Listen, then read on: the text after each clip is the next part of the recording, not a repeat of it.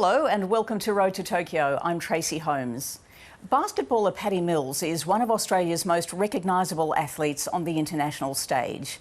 A profile he's used to highlight social justice issues and promote causes that are close to him. The Indigenous and Torres Strait Islander man will make history as the first Indigenous Australian to carry the flag at an opening ceremony. From the team's base in Las Vegas, he told us about whether being a role model is in fact a burden. This stuff fuels my fire. This is the stuff that helps me get in a place, a mindset of hard work and grind to be able to achieve what I want to achieve. And I think I've always had that within me, but that is also very helpful when I see the impact that I'm able to make. So I understand what you're saying, but at the same time, my perspective is I welcome it because I know that makes me better. And the future or the payoff, I guess, if I'm able to achieve my own goals of what I want to do, then I understand how it will impact others. And I think, that's the easiest way to probably summarize it. Paddy, I presume you were asked and not told you'd be carrying the flag, but when you had that conversation, what went through your mind? It's an easy decision for me, like I said, and I think this is all part of the same conversation. But it is one of those things that I'm very proud of who I am. I'm very comfortable in my own skin. I get thrilled and excited at the opportunity to be able to tell people who I am and where I'm from, and using that platform for the better of Australia and the communities around Australia.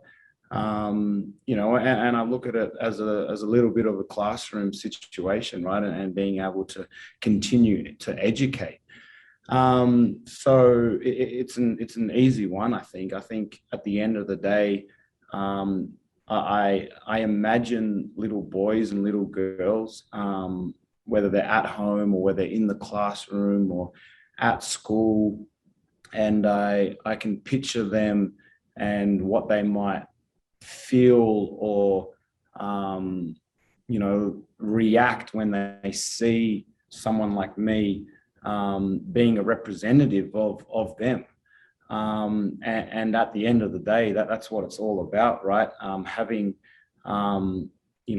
children come up, the next generation come up and be true to themselves and be proud of who they are, proud of their identity, and wear that on the chest so that can help them achieve dreams, no matter what it may be, sports or not.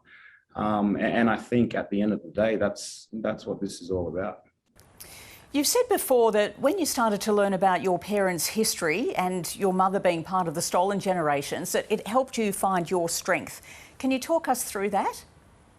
There are benefits in being able to overcome adversities in your life and on your journey.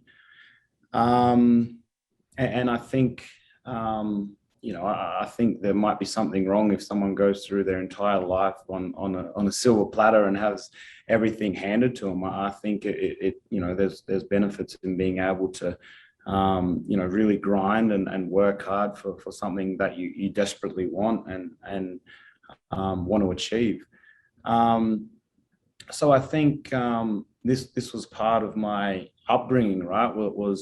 Was understanding who I am, understanding who my family is, and what they had gone through, from top to bottom. So there's an identity piece in that in myself, right? So I think the hurdles that I had gone through and the adversity that I had gone through as a young boy, I can say that it's nothing like what my mum had gone through, for example.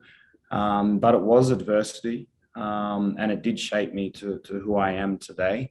That's why when I'm in this position, I can sit here and stand here with this confidence, again, because I know that there's young boys and girls out there watching this.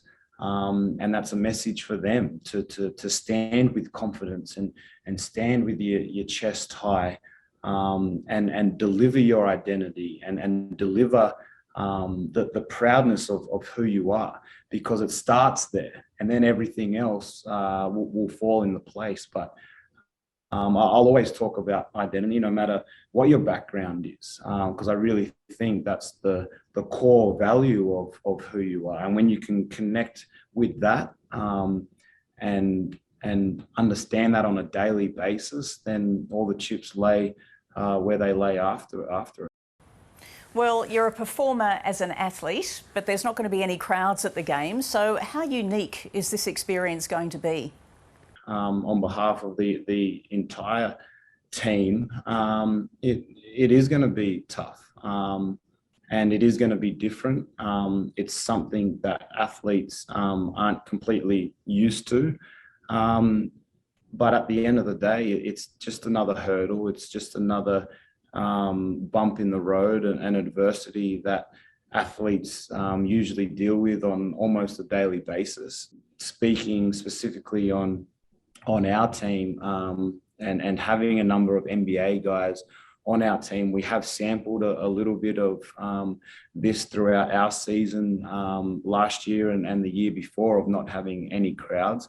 So there is some benefits there of what it possibly would and could be like. But at the end of the day, again, this is the Olympic Games. It is the largest sporting event in the world. It's a big stage, no matter if there's fans there or not. So again, as much as we would love to have fans and supporters and everyone screaming and cheering everyone on, we do have to respect the rules, and that part is out of our control. But that doesn't change our focus and everyone's focus of why they're there and what they're trying to achieve.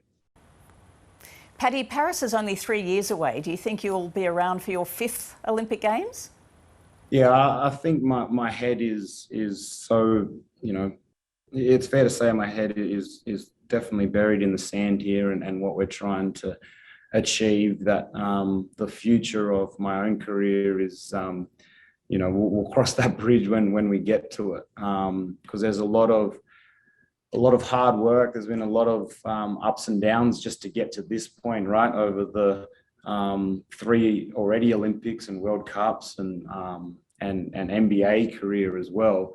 That's why I can sit here comfortably and say that this is arguably our best chance to be able to medal and create history for Australian basketball. And the best thing about saying that is that our whole group and environment genuinely believes that too. So it's a hell of a starting point, and now we just got to piece the bits together, which is what we're doing here in Vegas before we go to Tokyo.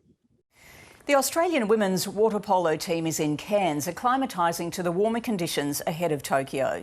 Stingers captain Rowie Webster shows us what life is like at the camp in her Road to Tokyo diary.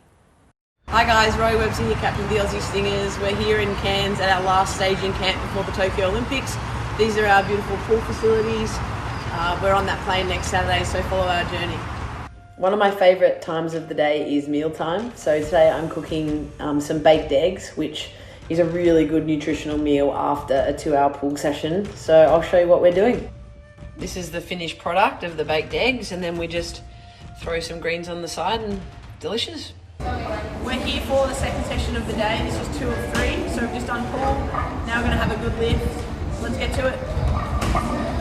One of my most favourite times of the pre-Olympic campaign is when we get our kit.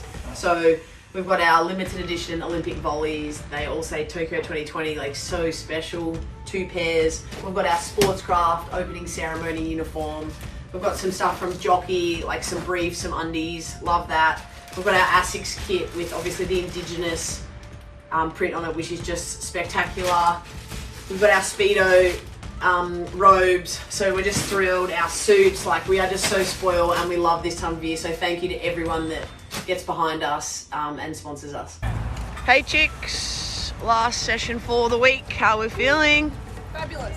Fabulous. That's the attitude. It is a stunning day here in Cairns, and we have a 2-hour morning session, and then we have a hike up that mountain. When construction for Japan's bullet train was completed in time for the 1964 Tokyo Games, many people thought railways would soon be replaced by cars and planes. But now the Shinkansen has reached icon status, as reporter Eleni Soltis explains. In the post-war years, the train was starting to look tired, and most nations were hedging their bets on the skies and highways as cars became more affordable for the middle class. But Japan was bucking the global trend, much thanks to these guys. The Japanese National Railways managed to convince politicians to back plans to build the world's first high-speed network, the Shinkansen. It was no easy feat. The high-speed network would need a wider gauge of rail. Mountains were blasted through to reduce curves on the tracks, and the train, as the world knew it, would also undergo a massive facelift.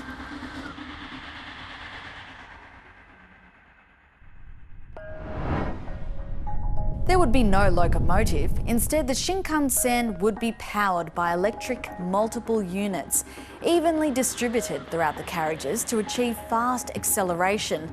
Not to mention, it would have a distinctive nose tip and futuristic smooth surfaces to achieve those high speeds. The budget completely blew out, forcing the president of the Japanese National Railways to resign in 1963. But 1 year later, the critics were silenced. The first Shinkansen between the capital and Japan's second largest city, Osaka, was launched, reaching 210 kilometres an hour just days before the opening of the 1964 Tokyo Olympics, showcasing to the world that Japan was now a peaceful and economically confident country. The trip between Tokyo and Osaka used to take 6 hours and 40 minutes, but that's more than halved now. And despite the high speeds, it's pretty smooth riding for commuters, as tourists like to put to the test with the coin challenge. It didn't take long for the network to expand, transforming the entire nation and making domestic air routes virtually redundant. In the past 10 years, it has transported more than 10 billion commuters. And as for delays, well, what delays? It's not unusual to get an apology if the train is running just, well, a few seconds late. The Shinkansen has also showcased to the world Japan's cleanliness on public transport. This became a YouTube hit a few years ago when American journalist Charlie James captured cleaners finishing their meticulous work in just 7 minutes. The Shinkansen has inspired a bullet train boom. France's TGV began running in the early 80s. Germany's Intercity Express soon followed suit. And China is also on board, launching a new driverless bullet train, reaching a top speed of 350 kilometres an hour in time for the Beijing 2022 Winter Olympics. As for Australia, we have made a contribution of sorts.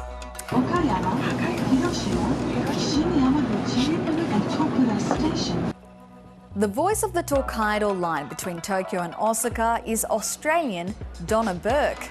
I think about, I'm going to hear my voice, but then I forget, and then when it comes on, it's always like, oh.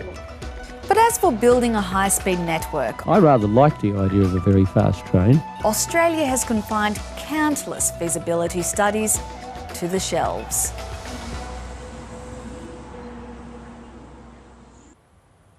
And that's all for this week's Road to Tokyo. Bye for now.